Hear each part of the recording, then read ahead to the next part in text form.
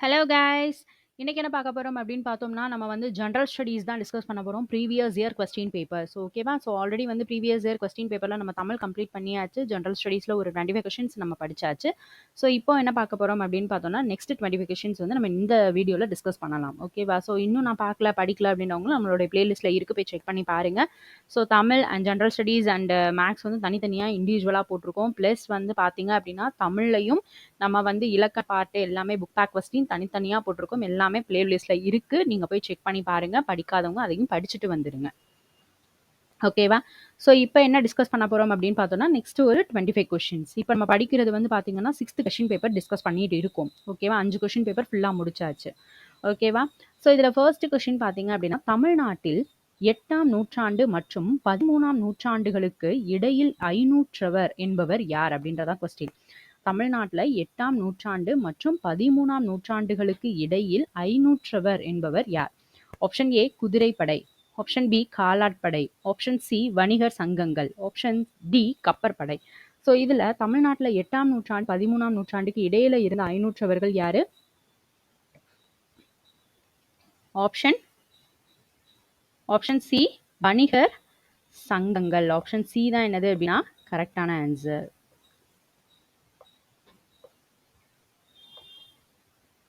Option C தான் கரெக்டான answer. So next question போயிருவோமா? ஸோ பொறுத்துக அப்படின்றது கேட்டிருக்காங்க. ஸோ கங்காதேவி, திருமலாம்பா, சமரசர், கதைதாசர். ஸோ இதில் கங்காதேவி மதுரா விஜயம், திருமலாம்பா வரதாம்பிகா பரிநாயம், சமரசர் பிரபுலிங்க லீலை, கதைதாசர் ஹரிபக்தி சாரம். ஸோ இதான் வந்து கரெக்டான ஆன்சர். ஃபர்ஸ்ட் ஒனுக்கு செகண்ட், ரெண்டு இதில் வருது. செகண்ட் ஒனுக்கு ஃபர்ஸ்ட், அதுவும் ரெண்டு இதுலையும் இருக்கு. தேர்ட் ஒனுக்கு தேர்டு தான்.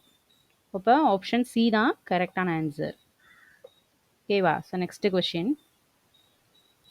இப்போ என்ன கேட்குறாங்க அப்படின்னு பார்த்தோம்னா, இந்த கொஸ்டினில் மொஹஞ்சதாரோவின் பசுபதி முத்திரையில் காணப்படும் 4 விலங்குகளின் பெயரை குறிப்பிடுக அப்படின்னு கேட்டிருக்காங்க. மொஹஞ்சதாரோவின் பசுபதி முத்திரையில் காணப்படும் 4 விலங்குகளின் பெயரை குறிப்பிடுக. ஆப்ஷன் ஏ சிங்கம், புலி, நீர் யானை, யானை. ஆப்ஷன் பி காண்டாமிருகம், காளை, குதிரை, புலி. ஆப்ஷன் சி சிங்கம், மான், எருமை, பூனை. ஆப்ஷன் டி யானை, புலி, காண்டாமிருகம், எருமை. ஸோ இதில் மொஹஞ்சதாரோவின் பசுபதி முத்திரையில் காணப்படுற 4 விலங்குகள் என்னென்ன?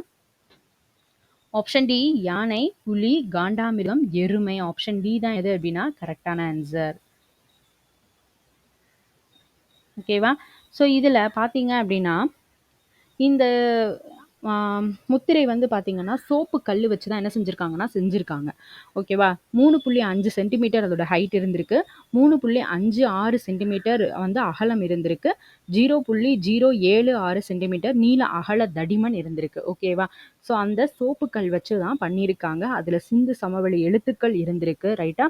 காண்டாமிருகம், யானை, காளை, மான், புலி, ஸோ இந்த மாதிரி விலங்குகள் சுற்றி இருக்க நடுவில் கால்களை மடித்து அமர்ந்த நிலையில் தலையில திரிசூலம் போன்ற காளையோட கொம்புகளோட கூடிய ஒரு யோகியோட உருவம் பொறிச்ச ஒரு முத்திரை தான் என்ன சொல்றாங்க அப்படின்னா அந்த பசுபதி முத்திரை அப்படின்னு சொல்றாங்க. ஓகேவா? அது மொஹஞ்சதாரோ பகுதியில தான் என்ன செஞ்சிருக்காங்க, கண்டுபிடிச்சிருக்காங்க. ரைட்டா? So next question. இந்திய அரசியல் அமைப்பின் எந்த பகுதி குடியுரிமை பற்றி கூறுகிறது? இந்திய அரசியல் அமைப்பின் எந்த பகுதி குடியுரிமை பற்றி கூறுகிறது?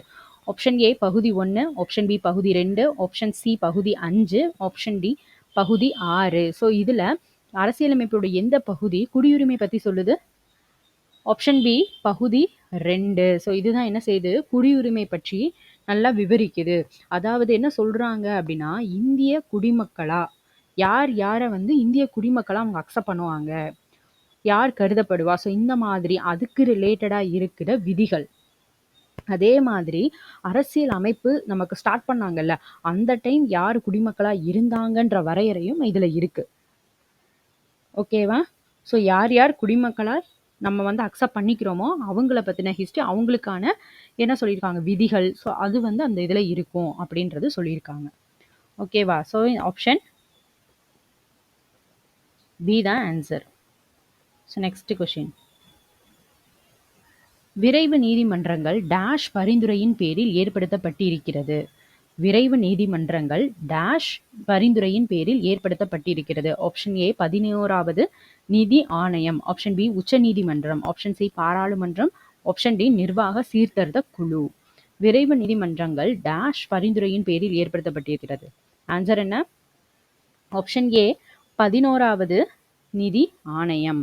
ஓகேவா? ஸோ விரைவு நீதிமன்றம் அப்படின்னா என்ன அப்படின்னு பார்த்தோம்னா, நமக்கு நார்மலான நீதிமன்றங்களை விட இவங்க என்ன செய்வாங்க அப்படின்னா, ஸ்பீடாக வழக்குகளை விசாரித்து தீர்ப்பளிப்பாங்க. ஒரு சிறப்பு நீதிமன்றம் அப்படின்னு சொல்கிறாங்க. ஓகேவா? ஃபார் எக்ஸாம்பிள் ரொம்ப வருஷமாக நிலுவையில் இருக்கும்ல, அந்த வழக்குகளை விரைவாக ஸ்பீடாக முடிக்கிறதுக்கு அதுதான் வந்து இந்த நீதித்துறையை செயல்படுத்துறது தான் இதோடைய முக்கிய நோக்கமாக சொல்கிறாங்க. இப்போ மாநில அரசுகள்லாம் இருப்பாங்கல்ல, அந்தந்த உயர் நீதிமன்றங்கள் அவங்களோட கலந்து ஆலோசிச்சு என்ன செஞ்சுப்பாங்கன்னா விரைவு நீதிமன்றத்தை உருவாக்கிக்குவாங்க. ஓகேவா? நம்மளுடைய இப்போ அக்டோபர் 2024 வரைக்கும் கணக்கெடுத்ததுல நாடு ஃபுல்லாவே 863 விரைவு நீதிமன்றங்கள் இருக்கு. 863 விரைவு நீதிமன்றங்கள் நமக்கு இருக்கு. ஓகேவா? ஸோ ஆப்ஷன் ஏ தான் கரெக்டான ஆன்சர். So next question. 1953ஆம் ஆண்டின் மாநில மறுசீரமைப்பு ஆணையத்தின் தலைவராக இருந்தவர் யார்? 1953ஆம் ஆண்டின் மாநில மறுசீரமைப்பு ஆணையத்தினுடைய தலைவராக இருந்தவர் யார்? Option A S K. Dhar, option B Pattabhi Sitaramayya, option C Nehru, option D Fazal Ali. So இதில் 1953ஆம் ஆண்டின் மாநில மறுசீரமைப்பு ஆணையத்தினுடைய தலைவராக இருந்தவர் யாரு? Option D Fazal Ali. So option D தான் என்னது கரெக்டான ஆன்சர். ஸோ இதில் வந்து என்ன செய்யுது அப்படின்னு பார்த்தோம்னா, நம்மளுடைய இந்திய மத்திய அரசு இருக்கு இல்லையா, ஸோ அது வந்து மாநில எல்லைகளை மறுசீரமைக்க பரிந்துரைக்கிறதுக்காக உருவாக்கப்பட்டது தான் என்ன அப்படின்னா மாநில மறுசீரமைப்பு ஆணையம். ஓகேவா? ஸோ இதில் வந்து பார்த்தோம் அப்படின்னா ஆந்திர பிரதேசத்தோட உருவாக்கம் வந்துச்சு. நிறைய பிராந்தியங்களையும் மொழி வாரியாக மாநிலத்தை உருவாக்கணும் அப்படிங்கிற அந்த கோரிக்கையை தீவிரப்படுத்தினாங்க. ஓகேவா? ஸோ இந்த மாதிரி மொழி வாரியாக பிரிக்கிறதுக்காக ஸோ அதுக்காக உருவாக்கப்பட்டதான் எது அப்படின்னா மாநில மறுசீரமைப்பு ஆணையம். அதோட ஹெட்டாக இருந்தவர் பசல் அலி. ஓகேவா? ஸோ இது வந்து கொஞ்சம் புரிஞ்சுக்கோங்க, புரிஞ்சு படிச்சிங்கன்னா மறக்காமல் இருக்கும். மக்கப் பண்ணுறதை விட ஒரு சில விஷயங்கள் வந்து நம்ம புரிஞ்சு படிச்சிட்டோம்னா இது எதுக்காக அப்படின்றது நமக்கு ஈஸியாக நமக்கு ஒரு வேளை படித்தது ஞாபகம் இல்லை அப்படின்னாலும் எக்ஸாம் டைமில் இது வந்து இதுக்காகத்தானே உருவாக்கப்பட்டது. ஏன்னா சரியா தவறான்றதெல்லாம் கேட்பாங்க. அப்போ நமக்கு தெரியாது, ஆன்சர் வந்து கரெக்டாக தெரியாது மக்கப் பண்ணியிருந்தோம்னா. ஸோ ஒரு சிலது நம்ம படித்து வச்சுருக்கோம், இதுனா என்னன்றதை அண்டர்ஸ்டாண்ட் பண்ணியிருந்தோம் அப்படின்னா சரியா தவறாக கேட்கும்போது நமக்கு ஈஸியாக புரிஞ்சிடும். இது இதுக்கானது தான் அப்படின்றது தெரிஞ்சிடும். அதுக்காக தான் இந்த கொஸ்டினுக்கு நம்ம வந்து என்ன பண்ணுறோம் அப்படின்னா மேக்ஸிமம் ஹிஸ்ட்ரியை பொறுத்த வரைக்கும் இந்த மாதிரி எடுக்கிறதுக்கு அது எதுக்காக அப்படின்றத லைட்டாக ஒரு கோத்ரூ பண்ணிட்டு போவோம். So next question. பட்டியல் 1 அரசியல் சாசன விதி, பட்டியல் 2 ஆளுநர் சார்ந்து அதை வந்து ஒப்பிட சொல்லியிருக்காங்க ஒவ்வொரு விதி பேஸ் பண்ணி. ஓகேவா? ஃபர்ஸ்ட் ஒன் பார்ப்போம். விதி 156, 165, 200, 155. ஸோ இதில் எது வந்து கரெக்டு அப்படின்றதா ஃபர்ஸ்ட் கொஸ்டின் கேட்டிருக்காங்க. ஃபர்ஸ்ட் பார்ப்போம். விதி வந்து 156 ஆளுநரினுடைய பதவிக்காலம் பற்றி இருக்கும். விதி 165 ஆளுநரின் அட்வொகேட் ஜெனரல் நியமிக்கிற அந்த அதிகாரம் பற்றி சொல்லியிருக்கோம். ஓகேவா? அடுத்தது விதி 200 ஆளுநர் மசோதாவுக்கு ஒப்புதல். விதி 155 ஆளுநரை நியமித்தல். ஓகேவா? இந்த விதி பேஸ் பண்ணி உள்ள கொஸ்டின்ஸ் வந்து நான் ஆல்ரெடி வந்து ஒவ்வொரு தடவையும் வீடியோவில் ரிப்பீட்டாக சொல்லிகிட்டே இருக்கேன். தனித்தனியாக எழுதிக்கோங்க. விதி பேஸ் பண்ணி உள்ளதை தனியாக எழுதிக்கோங்க, ஆண்டு பேஸ் பண்ணி உள்ளதை தனியாக எழுதிக்கோங்க. அது எக்ஸாமில் ரீகால் பண்ணும்போது ஈஸியாக இருக்கும். ஓகேவா? ஸோ இதோட ஆன்சர் என்ன அப்படின்றத செக் பண்ணிடுவோமா? ஃபர்ஸ்ட் ஒன்னுக்கு 3 ஏ அண்ட் சியில் இருக்குது. செகண்ட் ஒன்னுக்கு 4. அப்போ ஆப்ஷன் ஏ தான் கரெக்டான ஆன்சர். So next question. கீழ் சொல்லப்பட்ட இந்திய அரசியலமைப்பு பண மசோதாங்கிற சொல் எந்த விதியில் வரையறுக்கப்பட்டுள்ளது? கீழ் சொல்லப்பட்ட இந்திய அரசியலமைப்பில் பண மசோதா என்ற சொல் எந்த விதியில் வரையறுக்கப்பட்டுள்ளது? ஆப்ஷன் ஏ விதி 266, ஆப்ஷன் பி விதி 256, ஆப்ஷன் சி விதி 112, ஆப்ஷன் டி விதி 110. இதுல இந்திய அரசியலமைப்பின் பண மசோதா அப்படிங்கிற வேர்டு வந்து எந்த விதியில சொல்லியிருக்காங்க? விதி 110ல தான் என்ன செஞ்சிருக்காங்க சொல்லியிருக்காங்க. ஆப்ஷன் டி தான் கரெக்டான ஆன்சர். 110 பண மசோதாக்கள் பத்தி சொல்லுது. இது வந்து பார்த்தீங்க அப்படின்னா வரி விதிப்பு, கடன் வாங்குறது, இந்தியாவுடைய ஒருங்கிணைந்த நிதியிலிருந்து சில செலவுகள், இந்த மாதிரி நிதி விவகாரங்களை கையாள்ற ஒரு மசோதாவை பத்தி சொல்லுது. ஓகேவா? நம்ம வரி விதிக்கிறது, கடன் வாங்குறது, ஸோ இந்த மாதிரி அதை பேஸ் பண்ணி உள்ளது எல்லாமே எதுல சொல்லியிருக்காங்க? விதி 110ல சொல்லியிருக்காங்க. ஓகேவா? என்ன சொல்றாங்க அப்படின்னா வரி விதிக்கிறது, ஒழிப்பு, அதை நீக்கிறது, மாத்துறது, ஒழுங்குபடுத்துறது, இந்திய அரசாங்கத்தால பணம் கடன் வாங்குறது, உத்தரவாதம் கொடுக்கறது, ஸோ இந்த மாதிரி பேஸ் பண்ணி ஃபுல்லா எல்லாமே வரும் அப்படின்னு சொல்றாங்க.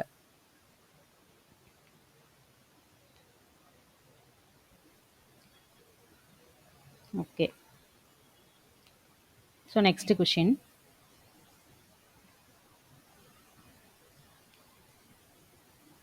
இந்திய அரசியலமைப்பு சட்டத்தில் அடிப்படை கடமைகள் என்னும் தலைப்பின் கீழான சரத்துக்கள் எந்த சட்ட திருத்தத்தின்படி சேர்க்கப்பட்டுள்ளன? இந்திய அரசியலமைப்பு சட்டத்தில் அடிப்படை கடமைகள் என்னும் தலைப்பின் கீழான சரத்துக்கள் எந்த சட்ட திருத்தத்தின்படி சேர்க்கப்பட்டுள்ளன? இதுல வந்து 42வது சட்ட திருத்தம், அடுத்தது 46வது சட்ட திருத்தம், 76வது சட்ட திருத்தம், 86வது சட்ட திருத்தம். ஸோ எந்த இதுபடி அவங்க சேர்த்திருக்காங்கப்பா அடிப்படை கடமைகள் அப்படின்ற கீழான சரத்துக்கள்? 42வது சட்ட திருத்தம், இன்னொன்று 86வது சட்ட திருத்தத்தின்படியே தான் சேர்த்திருக்காங்க. ஓகேவா? ஸோ இந்த 42வது சட்ட திருத்தத்தை என்ன சொல்றாங்கன்னா குறு அரசியலமைப்புன்னு சொல்றாங்க. இப்போ நான் வந்து ஒவ்வொருத்துக்குமே சில எக்ஸ்பிளனேஷன்ஸ் கொடுக்குறேன். உங்களுக்கு வந்து அதில் ஏதாவது பாயிண்ட்ஸ் இருக்கு அப்படின்னா அதையும் நோட் பண்ணி வச்சுக்கோங்க. ஓகேவா? அதை ஆப்டிடியூட்ல கேட்கறதுக்கு சான்சஸ் இருக்கு.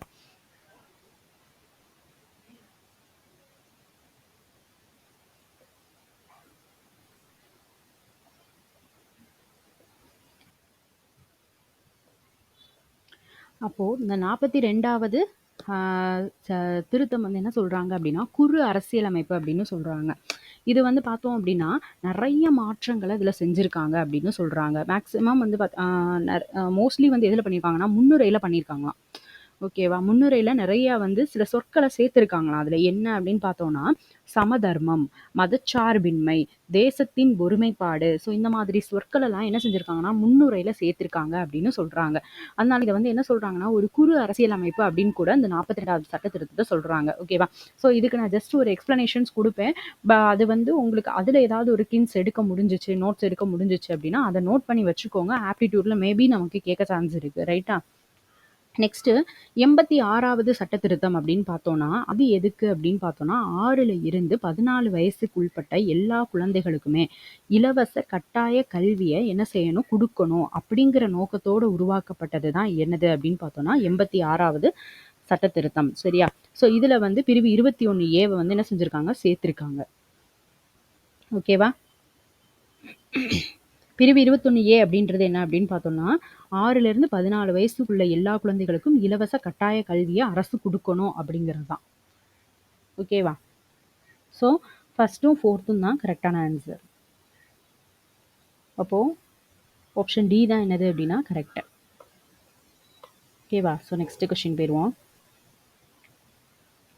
அடிப்படை உரிமைகளின் மீது நியாயமான கட்டுப்பாடுகளை விதிக்கும் அதிகாரத்தினை கொண்டவர் யார்? அடிப்படை உரிமைகளின் மீது நியாயமான கட்டுப்பாடுகளை விதிக்கும் அதிகாரத்தினை கொண்டவர் யார்? ஆப்ஷன் ஏ குடியரசுத் தலைவர், ஆப்ஷன் பி உச்சநீதிமன்றம், ஆப்ஷன் சி பாராளுமன்றம், ஆப்ஷன் டி லோக்சபா. ஸோ இதில் அடிப்படை உரிமைகள் மீது நியாயமான கட்டுப்பாடுகள் விதிக்கிற அதிகாரம் இருக்கிறது யாருக்கு? ஆப்ஷன் சி பாராளுமன்றம். அவங்களுக்கு தான் அடிப்படை உரிமைகள் மீது நியாயமான கட்டுப்பாடுகள் விதிக்கிற அதிகாரம் இருக்கு. ஓகேவா? அடிப்படை கடமைகள் உரிமைகள் அப்படின்னா என்ன அப்படின்னா ஒரு நாட்டினுடைய குடிமக்கள் அவங்களுடைய கடமைகளை சொல்லுது. ஓகேவா? நாட்டுடைய குடிமக்கள்னா யாரு? நம்மளுடைய கடமைகள் என்ன அப்படின்றத சொல்றதான் அந்த அடிப்படை கடமைகள். அது வந்து பார்த்தோம்னா நம்மளுடைய இந்திய அரசியலமைப்பின் பகுதி 4A பிரிவு 51A இதில் வந்து சொல்லியிருக்காங்க. ஓகேவா? அதோடைய நோக்கம் அப்படின்னு பார்த்தோம்னா, தேச பக்தியை ஊக்குவிக்கிறது, இந்தியாவுடைய ஒற்றுமையை வலுப்படுத்துறது, குடிமக்களுக்கு கடமைகளை வலியுறுத்துறது. ஸோ இதெல்லாமே உள்ள இன்க்ளூட் பண்ணியிருக்காங்க. ஓகேவா? ஸோ நெக்ஸ்ட் போயிடுவோம். சரியாக பொருந்தாத கூற்று எழுத சொல்லியிருக்காங்க. பார்ட் 1 என்ன சொல்லியிருக்காங்க? யூனியன் பிரதேசம். பார்ட் 2 அடிப்படை கடமைகள். பார்ட் 4 வழிகாட்டு நெறிமுறை கோட்பாடுகள். பார்ட் 6 வந்து மாநில அரசாங்கம். ஸோ இதில் எது பொருந்தாதது அப்படின்றதா கொஸ்டின் நமக்கு. இதில் எது பொருந்தாதது? பார்ட் 2 தான் என்னது அப்படின்னா பொருந்தாதது. ஓகேவா? அடிப்படை கடமைகள் அப்படின்னு கொடுத்துருக்காங்கல்ல. ஸோ இதுதான் வந்து என்ன செய்யாது அப்படின்னா பொருந்தாதது. ஓகேவா? அடிப்படை கடமைகள் அப்படின்றது பகுதி 4A. ஓகேவா? பகுதி இந்திய அரசியலமைப்பினுடைய பகுதி இப்போ தான் ரீசெண்டாக பார்த்தோம்ல, பகுதி 4A பிரிவு வந்து 51A அடிப்படை கடமைகள் அதில் தான் சொல்லியிருக்காங்க. ஓகேவா?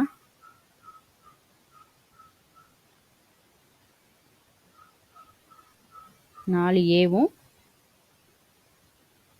இன்னொன்று பிரிவு வந்து 51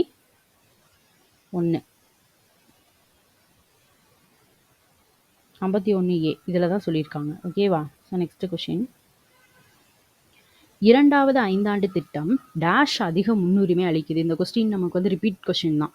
இதே கொஸ்டின் பேப்பர் ப்ரீவியஸ் இயர் வேறு கொஸ்டின் பேப்பரில் கொடுத்துருக்காங்க. 5 கொஸ்டின் பேப்பர் பார்த்தோம்ல, அதில் ஒரு கொஸ்டினில் இந்த கொஸ்டின் கேட்டிருந்தாங்க. ஓகேவா? அதனால் கொஸ்டின் பேப்பர் ஸ்கிப் பண்ணிடாதீங்க. இரண்டாவது ஐந்தாண்டு திட்டம் டேஷ் அதிக முன்னுரிமை அளிக்கிறது. ஆப்ஷன் ஏ வேளாண்மைக்கு, ஆப்ஷன் பி தொழில்மயமாக்கலுக்கு, ஆப்ஷன் சி கிராமப்புற வளர்ச்சிக்கு, ஆப்ஷன் டி வறுமை ஒழிப்புக்கு. இரண்டாவது ஐந்தாண்டு திட்டம் எதுக்கு முன்னுரிமை கொடுத்துச்சு? தொழில்மயமாக்கலுக்கு. ஆப்ஷன் பி தான் என்னது அப்படின்னா கரெக்டான ஆன்சர்.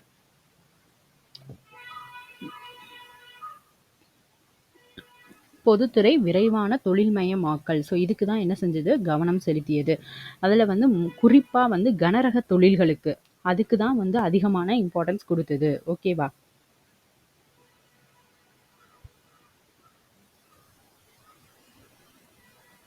அதாவது இதோடைய நோக்கம் என்ன சொல்றாங்க அப்படின்னா, விரைவான தொழில்மயமாக்கல் மூலமா தேசிய வருமானத்தை 25% அதிகரிக்கணும். அதுதான் இதோடைய முக்கிய நோக்கமா சொல்றாங்க. ஓகேவா? So next question. இந்தியாவில் நிதிக் கொள்கை வடிவமைக்கப்படுவது பின்வருவனவற்றில் எது? இந்தியாவில் நிதிக் கொள்கை வடிவமைக்கப்படுவது பின்வருவனவற்றில் எது? ஆப்ஷன் ஏ திட்டக்குழு, ஆப்ஷன் பி நிதி அமைச்சகம், ஆப்ஷன் சி இந்திய பத்திரங்கள் மற்றும் பரிவர்த்தனை வாரியம், ஆப்ஷன் டி ரிசர்வ் வங்கி. ஸோ இதில் நிதி கொள்கை வடிவமைக்கப்படுவது எதில்? ஆப்ஷன் பி நிதி அமைச்சகம். ஆப்ஷன் பி தான் என்னது கரெக்டான ஆன்சர். ஓகேவா? நிதி அமைச்சகம் அவங்க ஒர்க் என்ன? நிதி கொள்கை அப்படின்னா என்ன அப்படின்னு பார்த்தோம்னா, பொருளாதாரத்தை நிர்வகிக்கிறதுக்கு, அதை மேம்படுத்துறதுக்காக. ஓகேவா? அரசாங்கம் வந்து வரி விதிப்பு, செலவினம் இதை வந்து பயன்படுத்துறது தான் நிதி கொள்கை அப்படின்னு சொல்றாங்க. அரசாங்கம் வரி விதிக்கிறது மூலமா வருவாயை ஈட்டுது. அதை தான் இதோடைய அப்படிதான் அந்த நிதி கொள்கை செயல்படுது.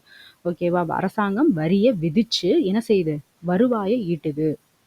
ஓகேவா? அவங்க எதுலலாம் செலவு பண்றாங்கன்னா, கல்விக்கு, சுகாதாரத்துக்கு, உள்கட்டமைப்பு. ஸோ இதுக்காக அவங்க என்ன செய்யறாங்க? செலவிட்டு நம்மளுடைய பொருளாதாரத்தை மேம்படுத்துறாங்க. ஓகேவா? அதே வந்து அதோடைய நோக்கமா என்ன சொல்றாங்க? நிதி கொள்கையுடைய நோக்கமா என்ன சொல்றாங்க அப்படின்னா, பொருளாதார வளர்ச்சியை தூண்டணும், வேலை வாய்ப்புகளை பெருக்கிறது, பண வீக்கம் அதை கட்டுப்படுத்துறது. ஸோ இந்த எல்லாமே என்னது? நிதி கொள்கையினுடைய நோக்கம். ஆப்ஷன் பி தான் என்னது அப்படின்னா கரெக்டான ஆன்சர். ஓகேவா? So next question. HYVP உயர் விளைச்சல் வகை திட்டத்தில் கீழ்கண்டவற்றுள் எந்த பயிர் உணவு பயிர் கீழுக்கு வரல?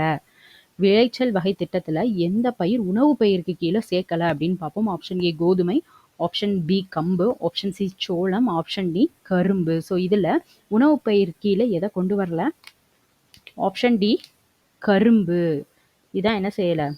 உணவு பயிருக்கு இதில் வரல. So next question. மத்திய மதிப்பு கூட்டப்பட்ட வரி மற்றும் சேவை வரிகளின் புதிய வரியினுடைய பெயர் என்ன? மத்திய மதிப்பு கூட்டப்பட்ட வரி மற்றும் சேவை வரிகளினுடைய புதிய பெயர் என்ன? ஆப்ஷன் ஏ மாநகராட்சி வரி, ஆப்ஷன் பி விற்பனை வரி, ஆப்ஷன் சி பண்டங்கள் மற்றும் பணிகள் மீதான வரி, ஆப்ஷன் டி மூலதன ஆதாய வரி. ஸோ இதோட கரெக்டான ஆன்சர் என்ன? ஆப்ஷன் சி பண்டங்கள் மற்றும் பணிகள் மீதான வரி. ஓகேவா? So next question. பின் வருவனவற்றை கால வரன் முறைப்படி சரியா வரிசைப்படுத்த சொல்லியிருக்காங்க. இந்த மாதிரி கால வரிசைப்படுத்துக இதையும் தனியாக நோட் பண்ணிக்கோங்க. தொடங்கப்பட்ட ஆண்டு, கால இந்த மாதிரி கால வரிசைப்படுத்துறது. அதுக்கப்புறம் என்ன சொல்லியிருந்தேன் அப்படின்னு பார்த்தோன்னா, விதி, அரசியலமைப்பு விதி பேஸ் பண்ணி உள்ள கொஸ்டின்ஸ். ப்ளஸ் வந்து வேற என்ன சொல்லியிருந்தோம் அப்படின்னா, தொடங்கப்பட்ட ஆண்டு பேஸ் பண்ணி உள்ள கொஸ்டின். ஸோ இந்த மாதிரி இதெல்லாமே என்ன செஞ்சுக்கணும் அப்படின்னா தனித்தனியாக நோட் பண்ணி வச்சுக்கோங்க. என்ன தினம் அதை பேஸ் பண்ணி, இது என்ன தினம் அது என்ன தினம்னு கேட்பாங்க, அதை பேஸ் பண்ணி அது எல்லாமே தனித்தனியாக நோட் பண்ணி வச்சுக்கோங்க. ஸோ இதில் பின் வருவனவற்றை காலவரன் முறைப்படி சரியாக வரிசைப்படுத்துக. வெள்ளையனே வெளியேறு இயக்கம், சிம்லா மாநாடு, பூனா ஒப்பந்தம், அமைச்சரவை குழு. ஸோ இதில் ஃபர்ஸ்ட் எது வரும்? பூனா ஒப்பந்தம். ஓகேவா? அடுத்த ரெண்டாவது வெள்ளையனே வெளியேறு இயக்கம். இதை ஆண்டு பேஸ் பண்ணி என்ன செஞ்சிருப்பாங்க? கால வரிசைப்படுத்தியிருப்பாங்க. மூணாவது சிம்லா மாநாடு. நாலாவது அமைச்சரவை குழு. ஓகேவா? ஸோ ஃபர்ஸ்ட் ஒனுக்கு தேர்டு, ரெண்டு இதில் இருக்கு. செகண்ட் ஒனுக்கு ஃபர்ஸ்ட். ஆப்ஷன் சி தான் என்னது அப்படின்னா கரெக்டான ஆன்சர். ஓகேவா? ஸோ நெக்ஸ்ட் கொஸ்டின் போயிடுவோம். இந்திய திட்டமிடல் ஆணையத்தின் தலைவர் யாருன்னு கேட்டிருக்காங்க. இந்திய திட்டமிடல் ஆணையத்தினுடைய தலைவர் யாரு? ஆப்ஷன் ஏ ஜனாதிபதி, ஆப்ஷன் பி துணை தலைவர், ஆப்ஷன் சி பிரதம மந்திரி, ஆப்ஷன் டி நிதி அமைச்சர். இதுல இந்திய திட்டமிடல் ஆணையத்தினுடைய தலைவர் யாரு? ஆப்ஷன் சி பிரதம மந்திரி. பிரதம மந்திரி. ஆப்ஷன் சி தான் கரெக்டான ஆன்சர். இந்திய திட்டமிடல் அப்படின்னா என்ன அப்படின்னு பார்த்தோம்னா, நம்ம 5 ஆண்டு திட்டங்களை தொடங்குறாங்க இல்லையா? 1ஆம் ஐந்தாண்டு திட்டம், 2ஆம் ஐந்தாண்டு திட்டம். ஸோ அந்த மாதிரி சொல்றாங்க இல்லையா? ஸோ அந்த மாதிரி கொண்டு வர்றதான் இந்த என்ன சொல்றாங்க, 5 ஆண்டு திட்டங்களை அந்த வகுக்கிறது தான் இதோடைய வேலை. ஓகேவா? அதுதான் என்னது, இந்த திட்டமிடல் ஆணையத்தினுடைய ஒர்க். ரைட்டா? So next question. மக்கள் பங்கேற்பு சார்ந்த திட்டமிடல் இது எந்த 5 ஆண்டு திட்டத்தில் முன்னிலைப்படுத்தப்பட்டது? மக்கள் பங்கேற்பு சார்ந்த திட்டமிடல் இது எந்த 5 ஆண்டு திட்டத்தில் முன்னிலைப்படுத்தப்பட்டது? ஆப்ஷன் ஏ முதல் 5 ஆண்டு திட்டம், ஆப்ஷன் பி 2ஆம் ஐந்தாண்டு திட்டம், ஆப்ஷன் சி 5ஆம் ஐந்தாண்டு திட்டம், ஆப்ஷன் டி 9ஆம் ஐந்தாண்டு திட்டம். எதுல முன்னிலைப்படுத்தப்பட்டது? ஆப்ஷன் டி 9ஆம் ஐந்தாண்டு திட்டம். ஓகேவா?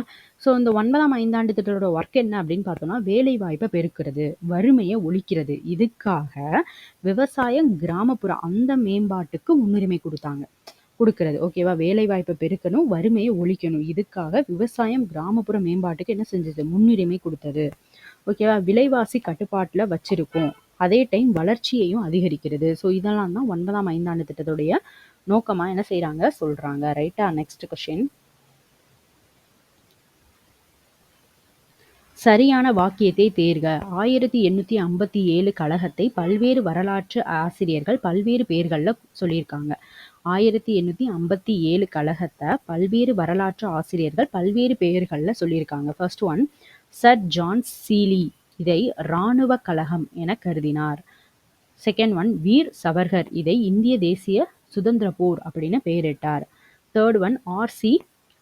மஜீம்தார் இதை மிகப்பெரிய தேசிய எழுச்சி என பெயரிட்டார்.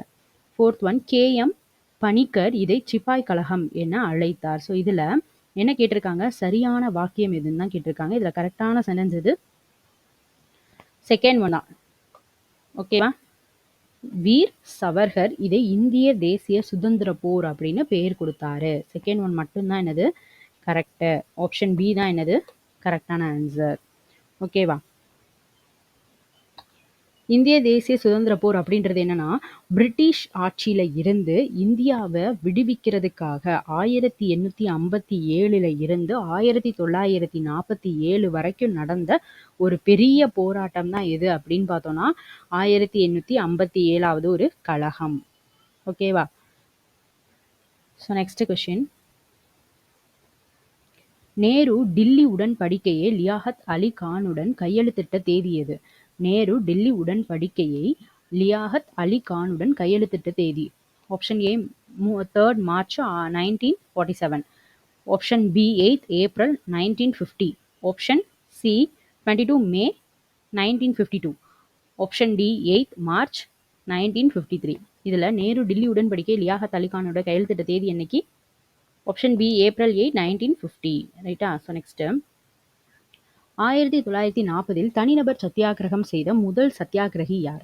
1940 தனிநபர் சத்தியாகிரகம் செய்த முதல் சத்தியாகிரகி யார்? Option A Jawaharlal Nehru, option B Vallabhbhai Patel, option C Vinoba Bhave, option D Rajendra Prasad. So இதுல தனிநபர் சத்தியாகிரகம் செஞ்ச முதல் சத்தியாகிரகி யாரு? Option C வினோபாபாவே. ஸோ இவர் தான் தனிநபர் சத்தியாகிரகம் செய்த முதல் சத்தியாகிரகி. தனிநபர் சத்தியாகிரகம் அப்படின்னா என்ன அப்படின்னா 1940 மகாத்மா காந்தியுடைய தலைமையில 2வது உலகப் போருக்கு எதிரான ஓகேவா 2வது உலகப் போருக்கு எதிரான போருக்கு உரிமைக்காக பேச்சுரிமையை நிலைநாட்டுறதுக்காக மக்களுடைய உணர்வுகளை வெளிப்படுத்துறதுக்காகவும் தொடங்கப்பட்ட ஒரு அகிம்சை இயக்கத்தை தான் தனிநபர் சத்தியாகிரகம்னு சொல்றாங்க. ஓகேவா மகாத்மா காந்தியோட தலைமையில 2வது உலக போருக்கு எதிராக போர் உரிமைக்காக பேச்சுரிமையை நிலைநாட்டுறதுக்கும் மக்களுடைய உணர்வுகளை வெளிப்படுத்துறதுக்கும் தொடங்கப்பட்ட ஒரு அகிம்சை இயக்கம் தான் தனிநபர் சத்தியாகிரகம். ஓகேவா ஸோ நெக்ஸ்ட் கொஸ்டின்.